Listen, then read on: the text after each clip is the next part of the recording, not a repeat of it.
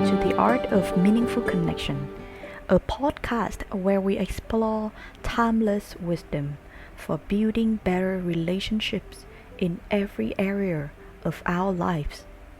I'm your host, Ling, and today we are diving into one of the most powerful principles from Dale Carnegie's classic work, How to Win Friends and Influence People. Our episode today explores a profound principle for effective communication that can transform all your relationships. If you want to gather honey, don't kick over the beehive. This vivid metaphor illustrates the fundamental truth about human interactions that most of us know intuitively but struggle to practice consistently. Let me share a quick story that perfectly illustrates this principle.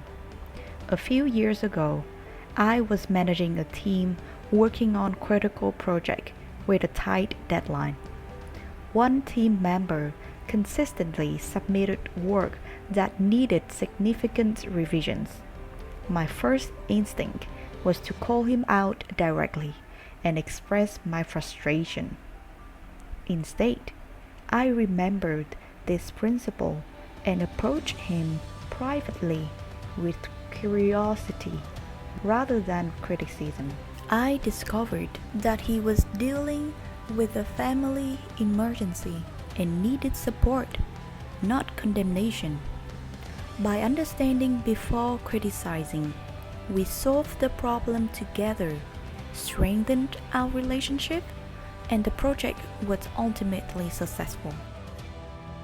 This simple shift in approach, seeking to understand rather than criticize, is what we will explore today in depth.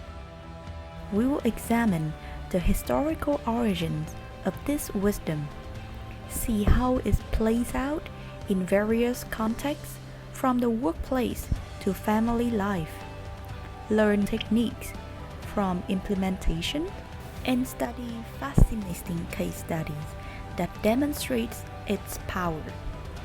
By the end of our time together, you will have practical tools to transform your communication approach and, by extension, your relationship. So stay with us. This hour might just revolutionize how you interact with every person you meet.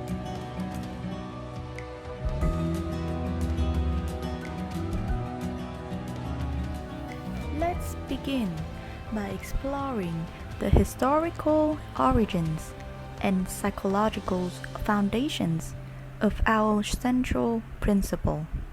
If you want to gather honey, don't kick over the beehive. Historical context. This vivid metaphor appears in Dale Carnegie's groundbreaking 1936 book, How to Win Friends and Influence People. But the wisdom behind it stretches back much further. Throughout human history, similar principles have appeared in various cultures.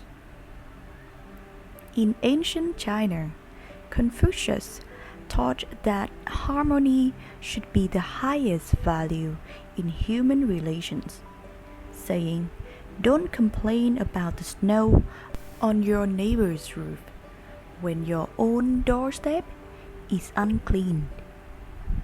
In the Bible, we find the guidance, "Judge not, that ye be not judged," a principle that Lincoln himself frequently quoted. The Stoic philosophers of ancient Greece and Rome emphasized the importance of understanding human nature rather than fighting against it. What Carnegie did was distilled this ancient wisdom into practical, accessible principles for the modern world. Published during the Great Depressions, his book offered hope that better human relations could help people navigate difficult times. Psychological analysis. From a psychological perspective, this principle aligns perfectly with what we know about human behavior. When we criticize others, we trigger what psychologists call the threat response in the brain. B.F. Skinner, the renowned psychologist, demonstrated through his experiments that animals respond much better to rewards for good behavior than punishment for bad behavior. The same principle applies to humans. When criticized, our brains receive a social threat that activates our defense mechanisms. We become focused on protecting our ego rather than listening or changing. Contemporary neuroscience confirms this. When people feel criticized, the amygdala, the brain's alarm system, activates, reducing activities in the prefrontal cortex, which handle rational thinking and learning. Literally, criticisms make people less able to think clearly and learn. In Vietnam, Carnegie's book is known as Đắc Nhân Tâm, which roughly translates to winning people's hearts, or the way to win people's hearts. This beautiful translation captures the essence of Carnegie's philosophy that human relations are fundamentally about understanding and connecting with others at the heart level, not merely manipulating them for personal gain. The Vietnamese reception of Carnegie's work has been particularly profound. The principles resonate deeply with traditional Vietnamese values of harmony, respect, and understanding in relationships. The book has sold millions of copies in Vietnam and continues to influence business practice, education, and interpersonal relationships throughout the country. Importance of modern communication. In our hyper-connected digital world, where criticisms can spread instantly and anonymously, this principle is more relevant than ever. Social media has created environments where criticisms and condemnations are the default responses. Studies show that negative interactions online can have real psychological impacts, affecting people's self-esteem, mental health, and willingness to engage. Despite technological changes, the fundamental psychology remains the same. Humans still respond poorly to criticisms and thrive on understanding. In fact, in our increasingly diverse and global communities, the ability to understand different perspectives rather than criticize them has become an essential skill for personal and professional success.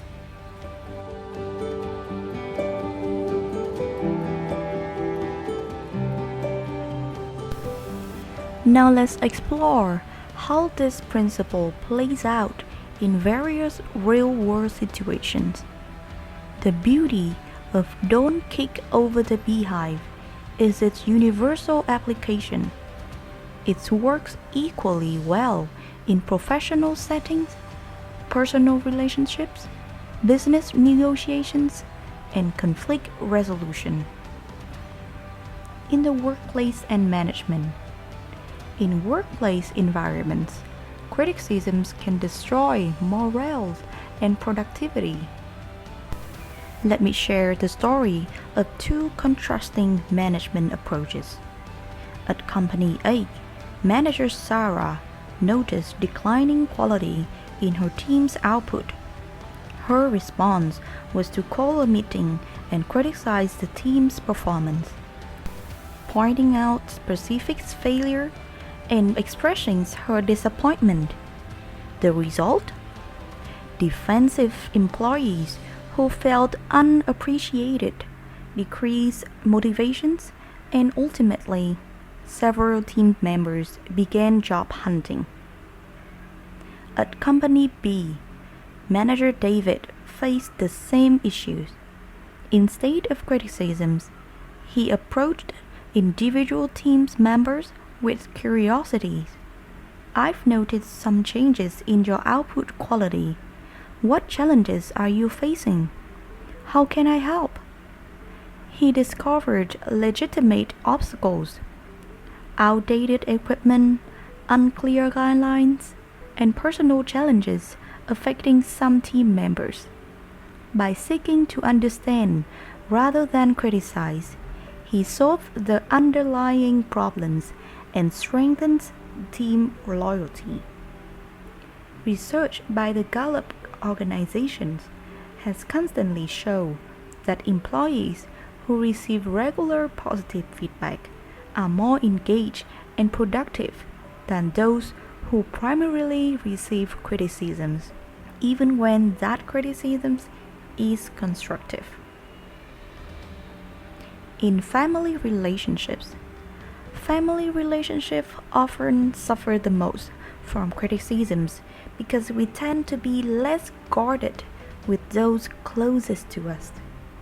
Think about how easily parents fall into patterns of criticisms with children. Carnegie shares the poignant essay, Father Forgets, in this chapter, where a father realizes how his constant criticisms is affecting his young son. The father reflects, "What has habit been doing to me? The habit of finding fault, of reprimanding? This was my reward to you for being a boy." These patterns extend to marriage as well. Dr. John Gottman, renowned for his research on marital stability, found that criticism is one of the four horsemen that predict divorce with over 90% accuracy. Couples who thrive learn to replace criticisms with gentle request and understanding. In business negotiations, criticisms can immediately derail potential deals. Successful negotiators know that understanding the other party's interests and motivations is far more effective than criticizing their positions. Consider the real case of Xerox and Fuji's joint venture negotiations in the 1990s. Initial talks stalled. The American executive criticized Japanese business practices they didn't understand. The breakthrough came when Xerox sent a team that focused on understanding Fuji's perspective and corporate culture rather than criticizing differences. The resulting partnerships lasted decades and created billions in value. In conflict resolutions, former UN Secretary General Kofi Annan was known for his remarkable ability to mediate conflict without criticisms. During the 1998 Iraq weapons inspections crisis, rather than condemning Saddam Hussein regimes directly, which would have kicked the Beehive, Annan focused on understanding Iraq concerns about sovereignty while firmly maintaining the importance of inspections.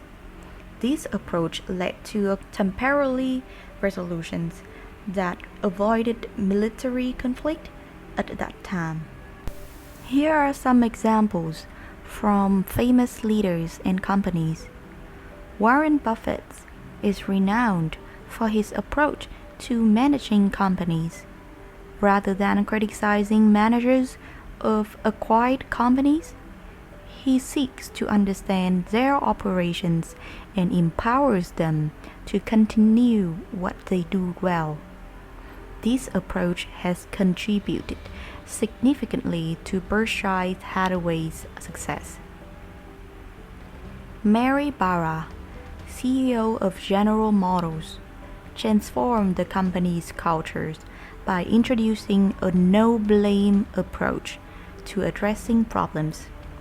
When safety issues arose, rather than seeking whom to criticize, he focused on understanding how system has failed and how to improve them.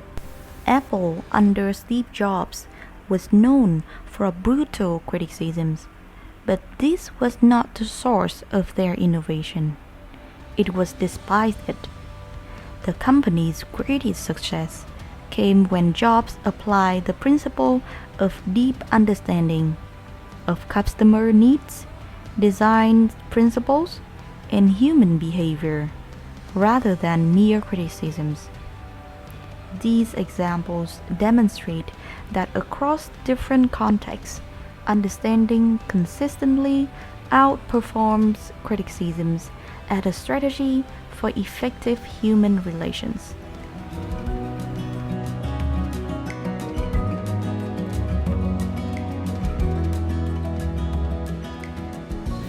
Now let's get tactical. How exactly do we apply the "don't kick over the beehive" principle in our daily communications? I will share specific techniques that can transform your approach to different conversations and help you become more effective in your interactions. The art of asking questions instead of giving orders. When we need someone to do something differently, our first instinct is often to tell them what to do.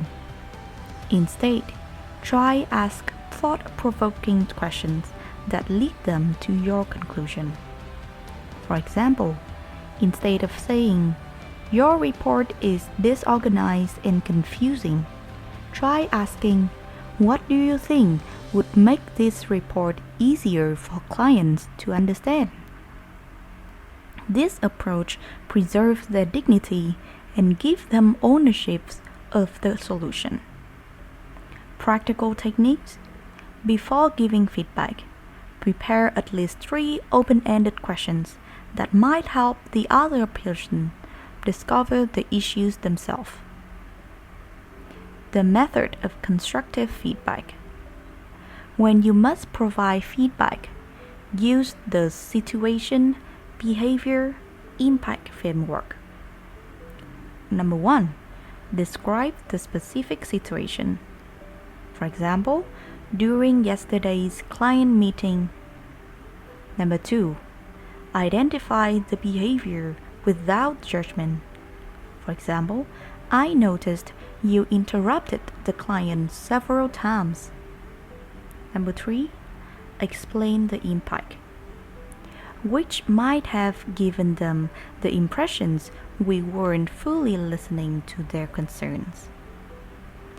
This approach focuses on observable facts rather than personal judgment, making it less likely to trigger defensiveness.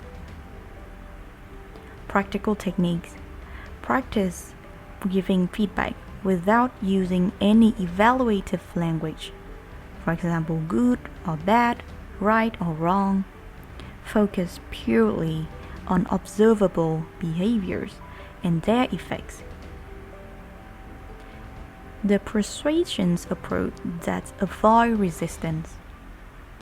People naturally resist being told they are wrong.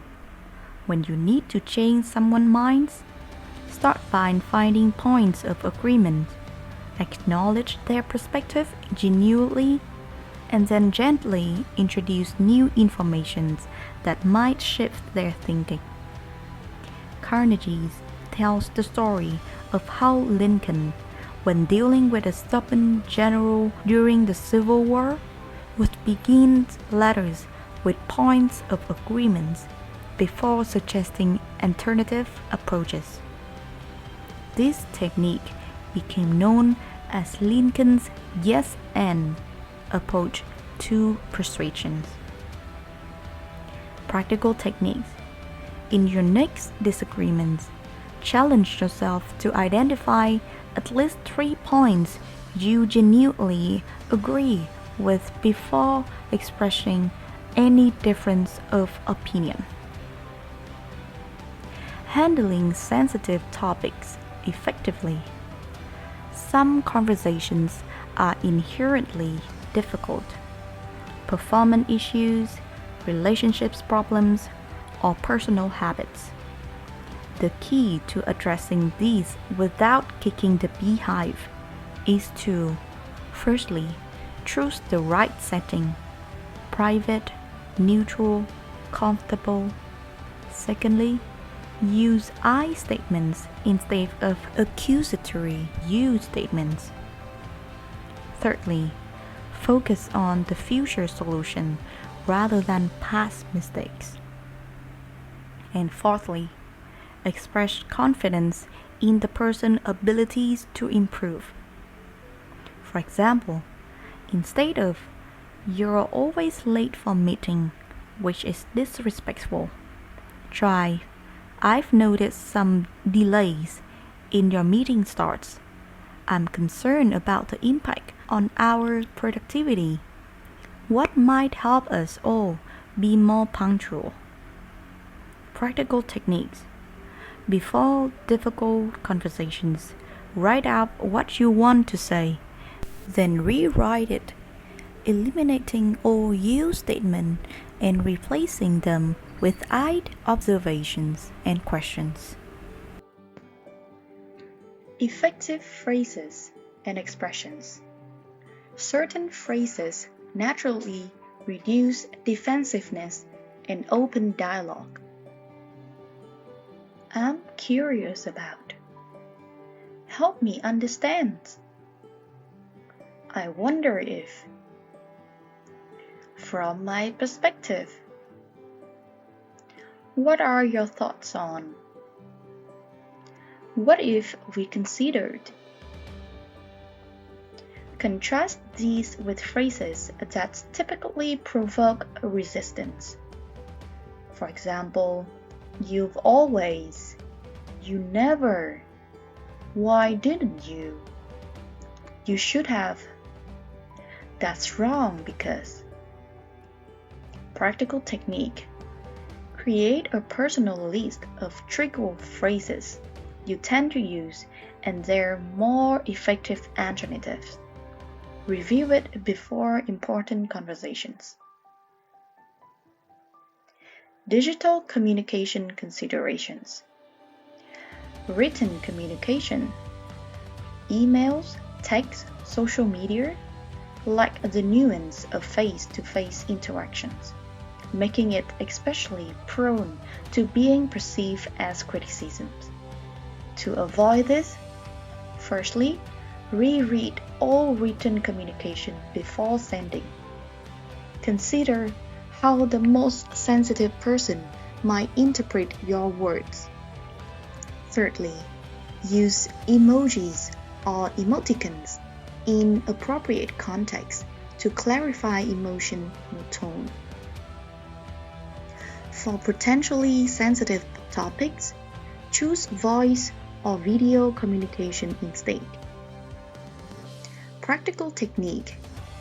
Implement a personal cooling period rule. Wait 1 hour before sending any email or message written in response to something that upset you. By mastering these practical techniques, you will transform your communication approach from one that might kick beehive to one that effectively gathers honey, achieving your goals while strengthening relationships rather than damaging them.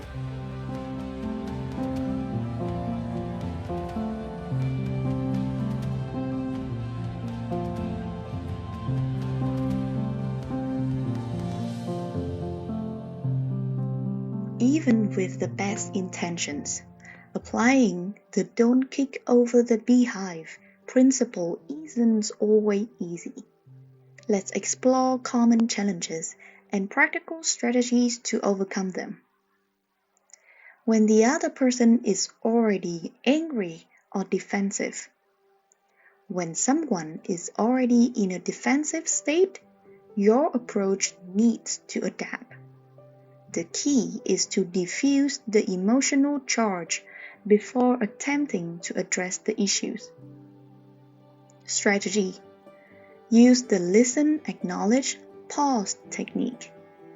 Listen fully without interruptions. Acknowledge their feelings without judgment. I can see you're really frustrated about this. Then pause to allow emotional intensity to decrease before proceeding. Psychologist Dr. Albert Mirabin found that when people are emotional, only 7% of communication is received through words.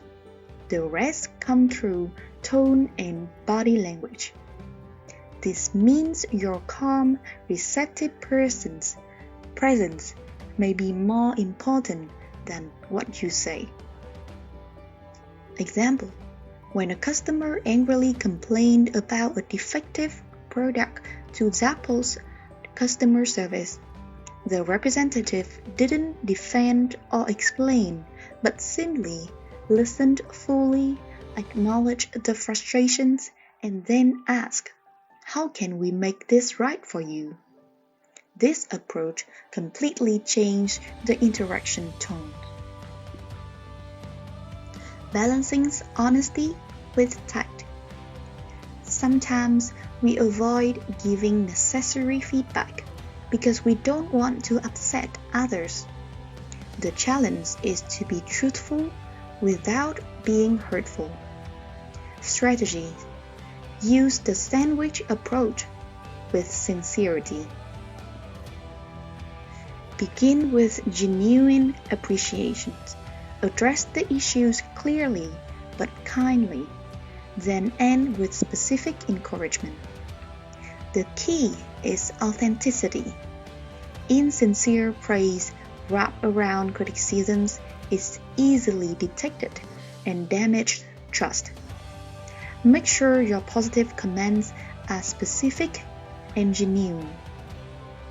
Example: when giving feedback to a team member who delivered a presentation with great enthusiasm but included inaccurate data, you might say, "Your energy really engaged the audience, and I could see how much preparations you put into the delivery.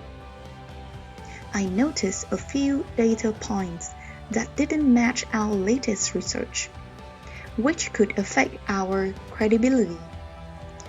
I'd love to see your next presentations combine that same compelling delivery with our most current figures. It would be incredibly powerful." Managing your own emotions. Perhaps the greatest challenge is maintaining this approach when you're feeling frustrated, angry, or hurt yourself. Strategy: develop emotional self-regulation through the STOP technique. S. Stop what you're doing. T. Take a breath. O. Observe your thoughts and emotions without judgment. P. Proceed with a conscious choice rather than an emotional reaction. The research in emotional intelligence suggests that the ability to recognize and manage your own emotions is prerequisite for effective communication during conflict. For example, Lincoln wrote angry letters he never sent, which serve as an emotional release valve. Similarly, you might draft an email expressing your frustrations, but save it to draft rather than sending it. This allows you to process your emotions without damaging relationships. Common misunderstandings about this principle.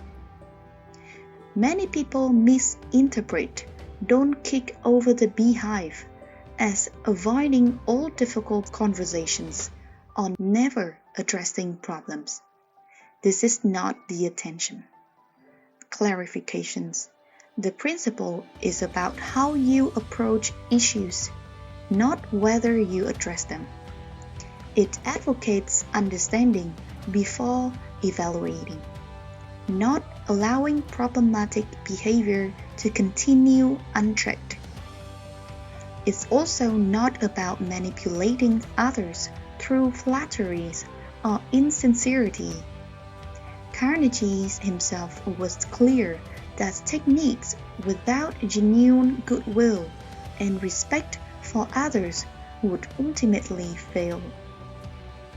For example, Ray Dalio, founder of Bridgewater Associates, created a culture of radical transparency, where feedback is constant, but it's delivered with explicit understanding that the goal is mutual growth, not personal criticisms. Issues aren't avoided.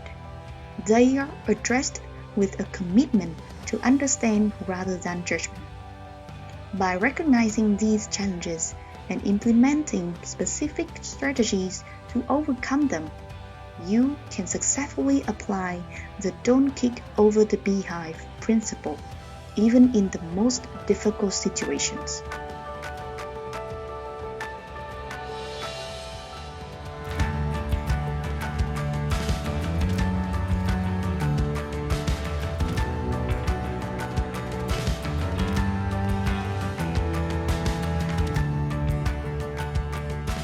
Let's now analyze specific case studies that demonstrate both successful and unsuccessful applications of our principle.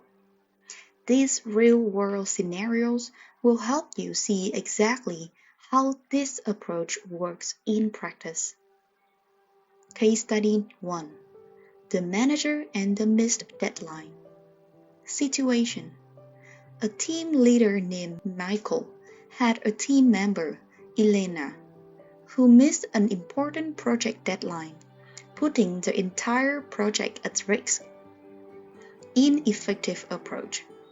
Michael called Elena into his office and immediately expressed his disappointment. "This is the third deadline you've missed. Your irresponsibility is affecting the whole team.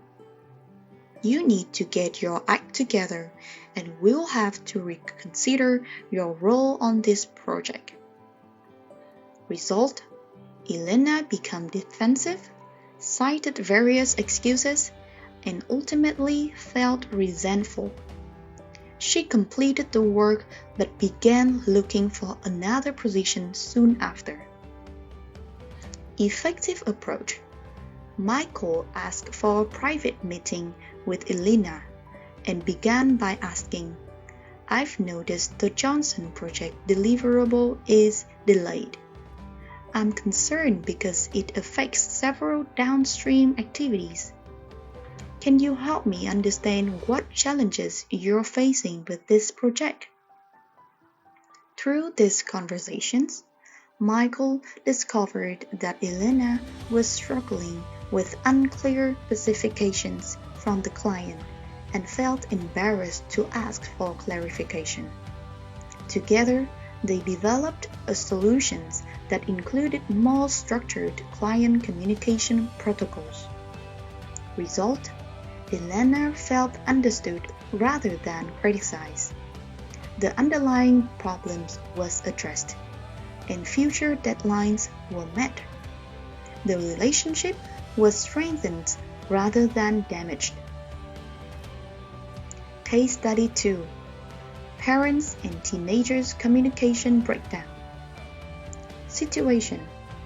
Parents David and Sarah were concerned about their 16-year-old son's falling grades and increasing time spent gaming. Ineffective approach. They confronted him with accusations. You're wasting your potential. All you do is play those stupid games while your grades suffer. We're taking away your computer until you get serious about school. Result? Their son withdrew further. Communication broke down completely, and through his gaming decreased due to lack of access, his grades didn't improve, and he felt misunderstood and unmotivated. Effective approach. After learning about the don't kick over the beehive principle, they tried again with a different approach. They invited their son for a casual dinner out, expressed genuine interest in his gaming, asking questions about what he enjoyed about it, and then shared their observations. We've noticed your grades have been different this semester compared to your previous performance. We're wondering what's changed from your perspective. This opened a conversation where their son reveals he was struggling with a particular teacher's teaching style and felt discouraged. He had turned to gaming as an escape where he felt competent and successful. Result? Together they developed a plan that included getting additional help in the challenging subject and setting balanced time for both gaming and academics. Grades improved, and more importantly, family communication was restored. Case Study 3: Business Negotiation Breakthrough. Situation: two companies, TechNow and GlobalSoft, were negotiating a potential merger. Initial talks had stalled over valuation disagreements. Ineffective approach. TechNow's CEOs began the follow-up meeting by outlining why GlobalSoft valuations was unrealistic and overinflated, presenting a detailed criticisms over their financial projections. Result: GlobalSoft leadership became defensive. The meeting ended early, and the potential merger was in jeopardy. Effective approach. After consulting with a negotiation expert, TechNow CEOs tried a different approach in the next meeting. He began by acknowledging GlobalSoft's impressive growth trajectory and innovative product line, genuine positive he truly believed. He then shifted to understanding. Help us understand how you arrived at your valuations. What factors are most important from your perspective? This led to a discovery that GlobalSoft was including the value of upcoming patents that hadn't been really communicated. Once this was understood, both parties would have a productive discussions about how to factor this potential value into their deal structure. Result: the merger proceeded with a creative earn-out structure that addressed both parties' concerns. The relationship between leadership teams remained positive, which proved crucial during the integration phase. Case Study 4: Customer Service Recovery. Situations: a customer, James, posted a scathing review of a restaurant online, citing slow service and cold food. Ineffective approach. The restaurant owner responded defensively. We were extremely busy that night. If you had mentioned the issue while you were here, instead of complaining online, we could have fixed it. This kind of review hurts small businesses. Result: James updated his review to be even more negative, citing the rude response, and the exchange went viral locally, damaging the restaurant reputation.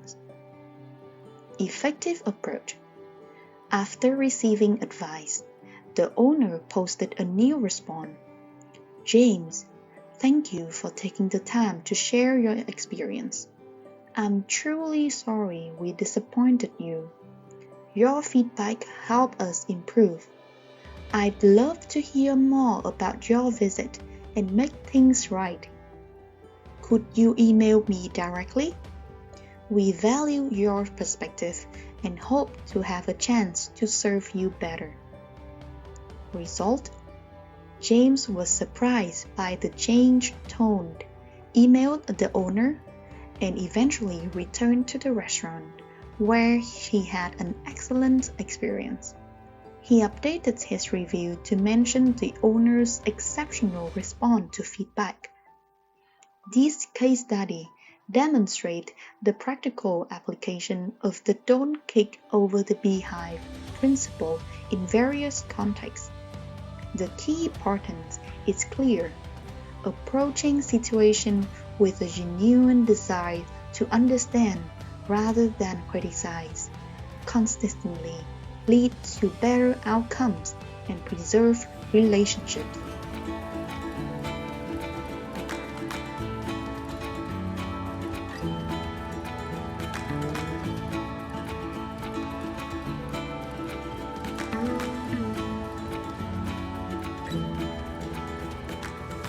As we come to the end of our exploration, let's summarize the key insight we've covered and provide you with a clear action plan to implement this powerful principle in your daily life.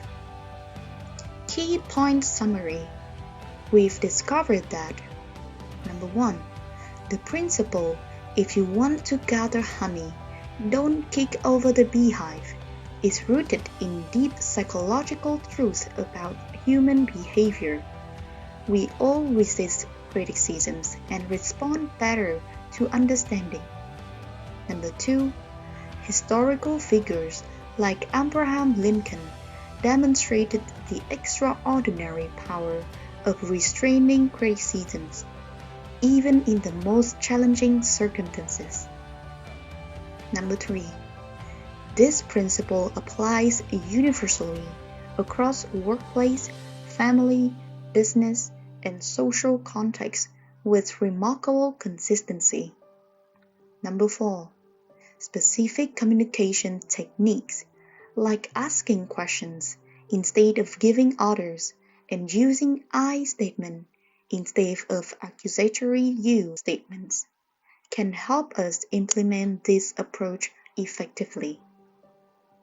Number 5, even when faced with challenges like managing our own emotions or dealing with defensive people, strategy exists to help us maintain this effective approach. Number 6, real-world case studies confirm that understanding consistently outperforms criticisms in achieving desired outcome while preserving relationships. As Dale Carnegie wrote, instead of condemning people, let's try to understand them. Let's try to figure out why they do what they do. That's a lot more profitable and intriguing than criticism, and it breeds sympathy, tolerance, and kindness. Daily practice steps. To make this principle a natural part of your communication style, I recommend this daily practice. Number 1, morning intention setting. Begin each day by identifying one relationship that might benefit from more understanding and less criticism. It could be with a colleague, family member, or friend. Number 2, Communication audit. For 1 week, keep a simple tally of how often you criticize versus how often you seek to understand. Awareness is the first step toward change. Number 3. Question practice. Challenge yourself to respond to problems with questions rather than statements for an entire day. Notice how this shifts conversations. Number 4. Active listening exercise. In at least one conversation each day, practice listening with your full attention. No interrupting, no planning your response while the other person speaks. Just genuine curiosity about their perspective. Number 5. Emotion check-in. Before difficult conversations, take 30 seconds to identify what you're feeling. Label the emotions precisely, which research shows help regulate your response. Number 6. Reflection journal. End each day by noting one interaction where you successfully apply the principle and one where you could improve next time. Number 7. Perspective study. Once a week, select a disagreement you're having with someone and write down the situation from their perspective as generously as possible. This builds your understanding muscle. Resource recommendations. To deepen your practice, I recommend Dale Carnegie's original book, How to Win Friends and Influence People. Crucial Conversations by Carrie Patterson et al. Nonviolent Communications by Marshall Rosenberg. The Harvard Negotiations Project's Difficult Conversations.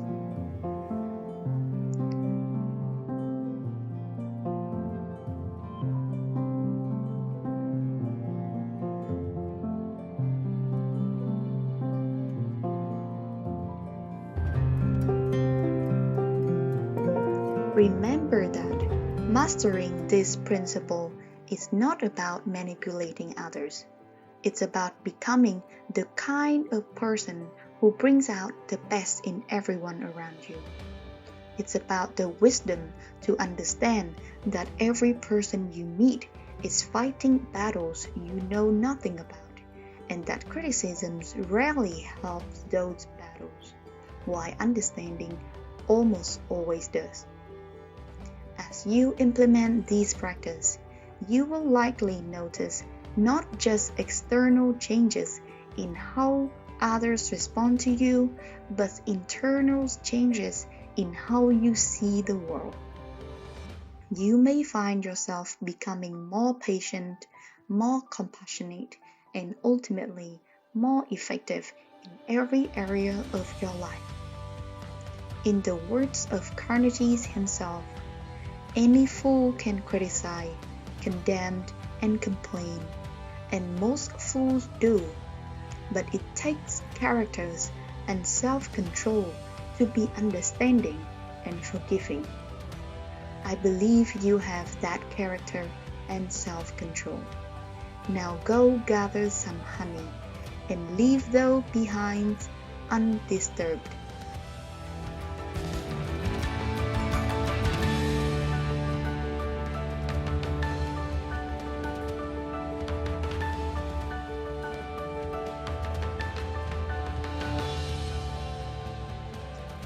Thank you for joining us for the art of meaningful connection.